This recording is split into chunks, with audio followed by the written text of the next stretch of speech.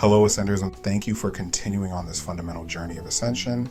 This will probably be my most challenging set of videos so far because, again, as I have stated in past videos, I too am on a fundamental journey of ascension. My spiritual ascension has come in steps and stages. The raw material is the most WOT, or way out there content, I have shared on this channel. I will define what's coming up so you can decide if it's too WOT for you or not.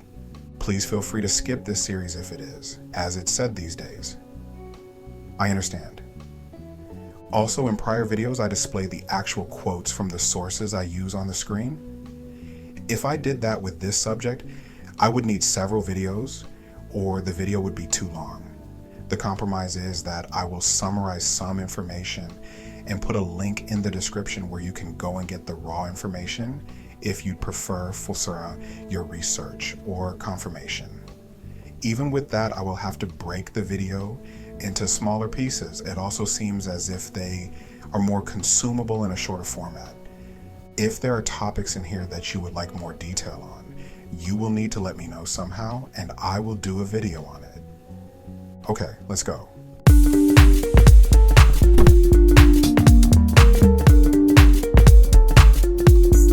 The definitions.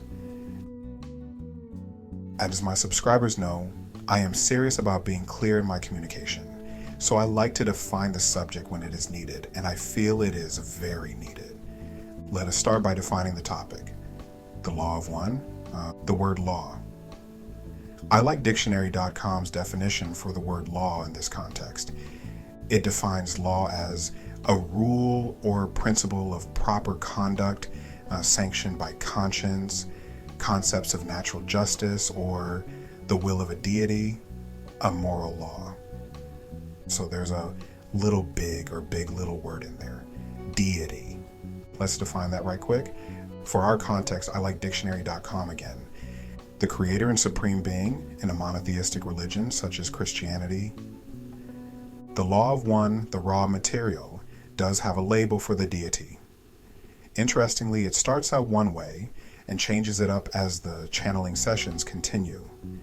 I'm comfortable stating that Ra lands on the one infinite creator, so I will be using the phrase the one infinite creator when I'm identifying the highest deity possible.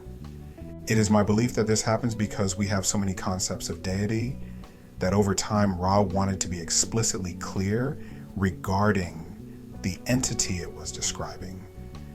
At this point, I probably will have cause to use another term while discussing religious context.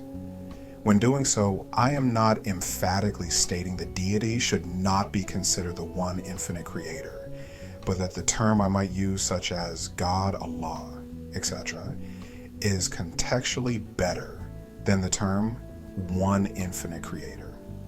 Okay, let's define the word one next. We'll stay with dictionary.com. Its definition. One, being or amounting to a single unit or individual or entire thing, item or object, rather than two or more, a single. I think the word amounting has significance, so let's define that one. From Cambridge Dictionary. To add up to, be in total, be equal to, or be the same as. Let's not forget of. Dictionary.com again. Expressing the relationship between a part and a whole. So let's see what we have. This a rule or principle of proper conduct sanctioned by conscience, concepts of natural justice, or the will of a deity, a moral law. Expressing the relationship between a part and a whole. Being equal to a single unit or individual or entire thing, item or object, rather than two or more, a single. Law of one. The law of one, then, is the will of the one infinite creator, encapsulating the entire universe and expressing the relationship between a part, separate entities, and a whole, its all-encompassing self. So let's be consistent and quickly define the one infinite creator. We can carry over the understanding for the word one being the entire thing.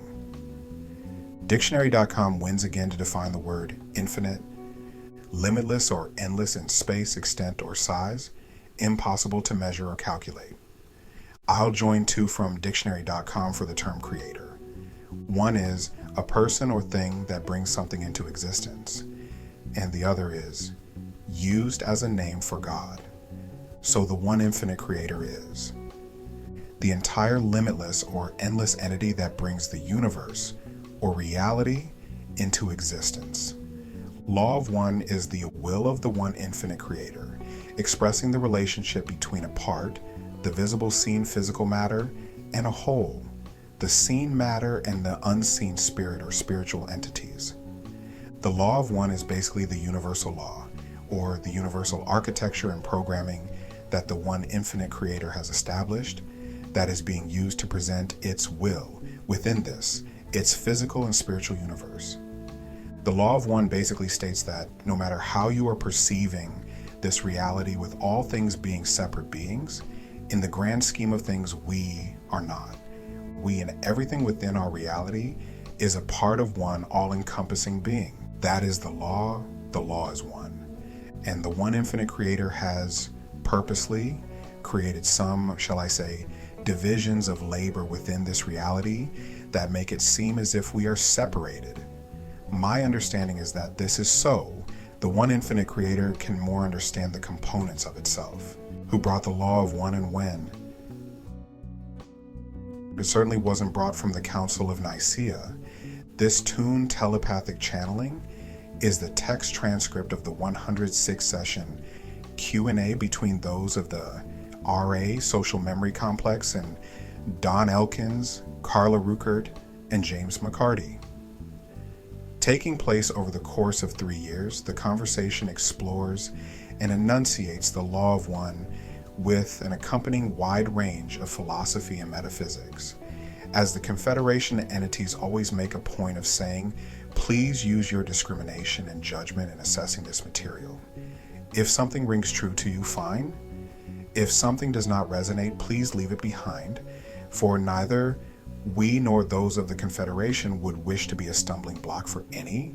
Based on the law of one, the raw material, the law of one was initially introduced to man in ancient Kim, Egypt's name prior to the renaming. The law of one was also introduced in ancient South America, where it had what could only be called a better reception than what was had in Kim. I know that this will not go over well with many in the community, but this introduction, the law of one, the raw material states, was done by extraterrestrial beings from Venus. I know. Stay with me, please. The law of one was then reintroduced into Egypt not telepathically when an open-minded pharaoh came to power. That pharaoh was Akhenaten.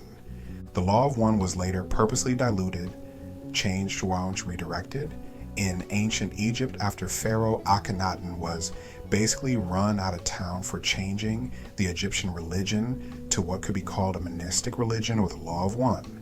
Pharaoh Akhenaten is said to have been a wanderer. As I said in the previous video, wanderers will be addressed in the next video, as that didn't go well outside of South America until 1981. The law of one was introduced in dreams and telepathy to whomever was open enough to receive it.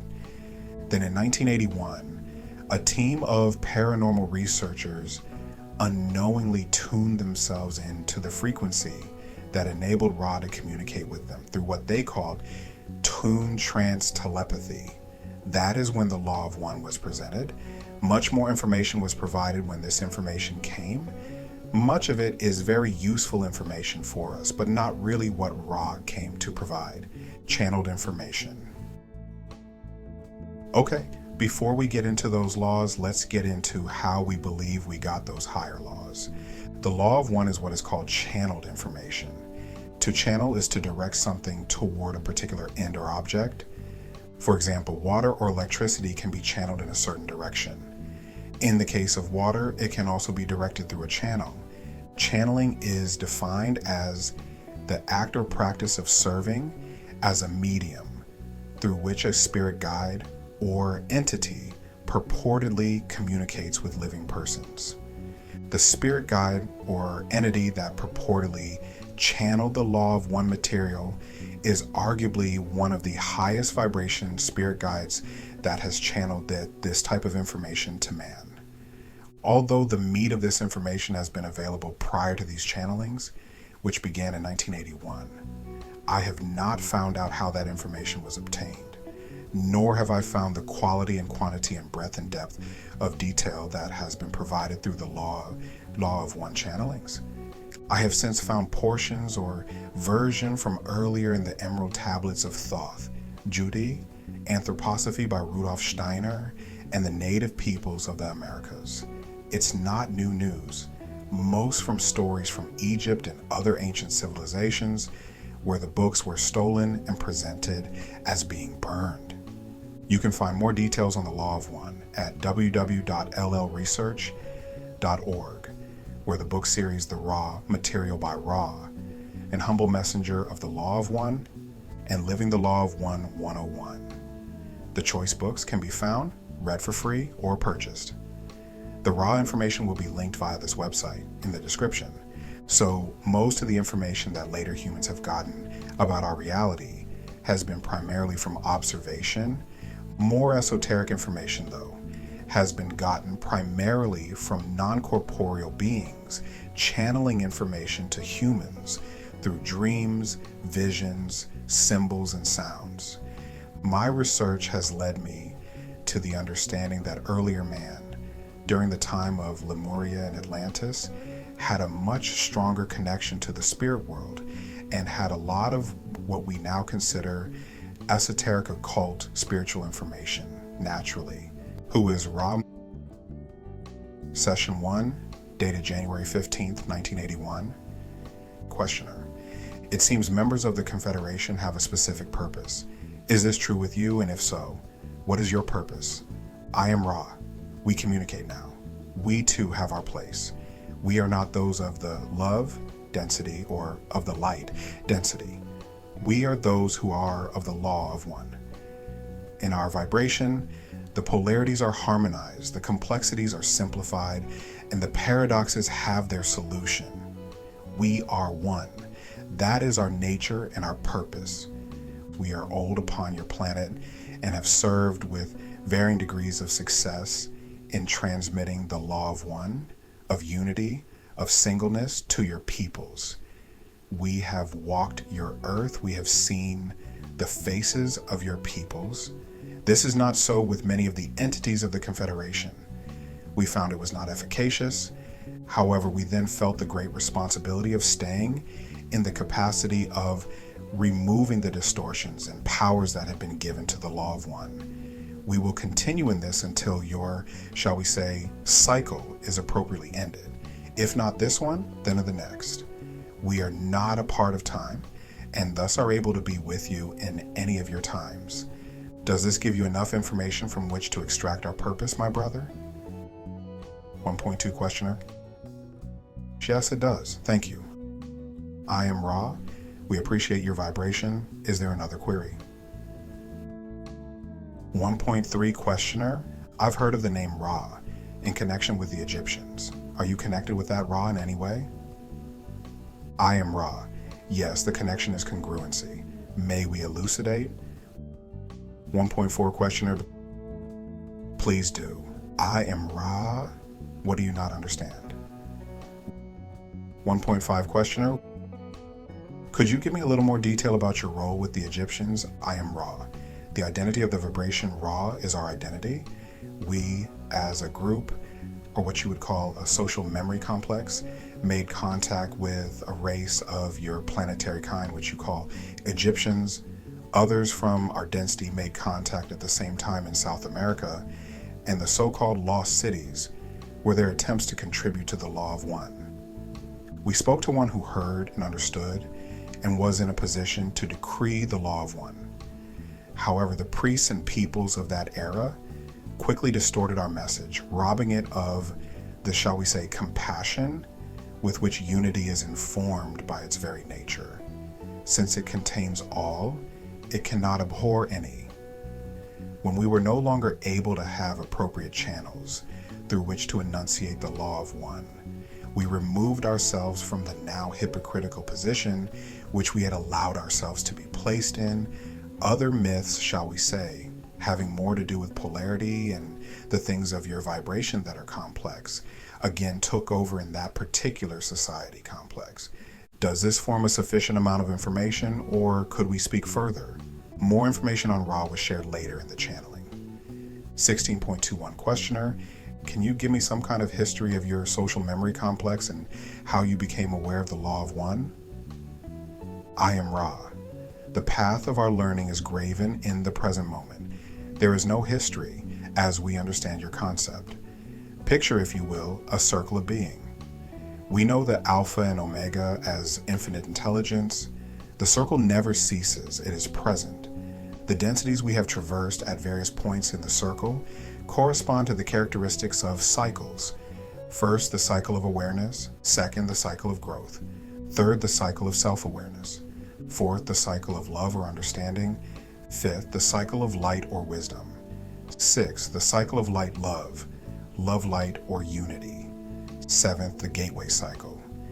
Eighth, the octave, which moves into a mystery we do not plumb. In the Wanderers video, I'll get into the time frames of these cycles. You'll want to hear this. Confederation of Planets.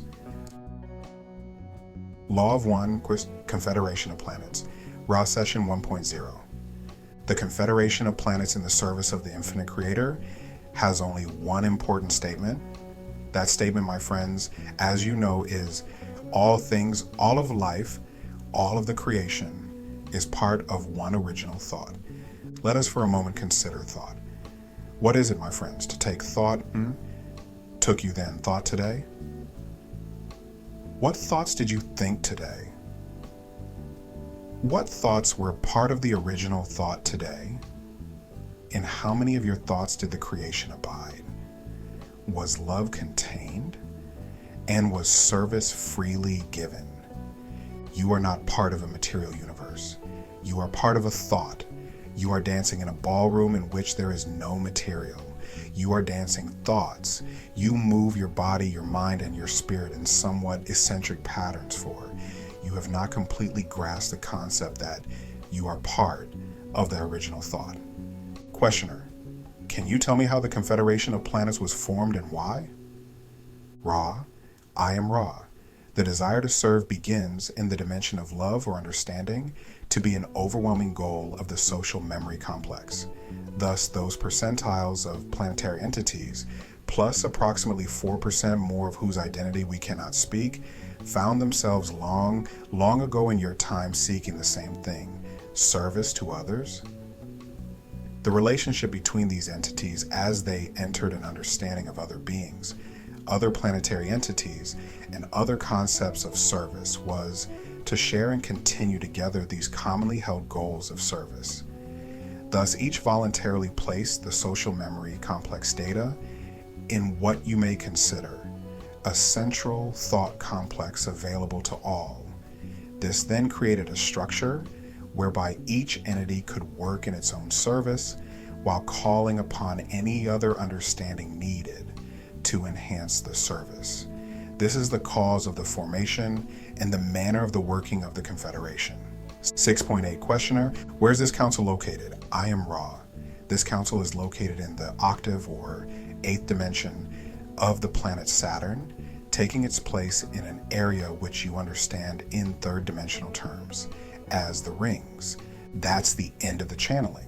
So there are many other hierarchies and entities that comprise the Confederation of Planets and also that are available to all humans if we will tune ourselves to their frequency and reach out to them. Fascinating?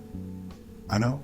So before I provide the bios on the channeling group that connected with and channeled the raw material, which includes, by the way, a very devout Christian, let me line up the information that will be in the next video. Lesser laws under the law of one that you may already know about. Universal laws or principles. Hermetic laws or principles. The spirit and the soul, the creation, the law of one, the law of confusion or the law of free will, the veil of forgetting, the law of responsibility, the laws of love, the law of light, and the law of foreverness. I stated in my video, What Are You? Series Part 1. that Earth is a place of only belief until you get enough experience to have self-knowing or a gnosis or knowledge that comes from a direct mystical experience. The law of one means that the knowledge is always there if you want to do the inner work to get it, which is what you signed up for when you decided to come here, possibly as a wanderer yourself. That might just explain some things.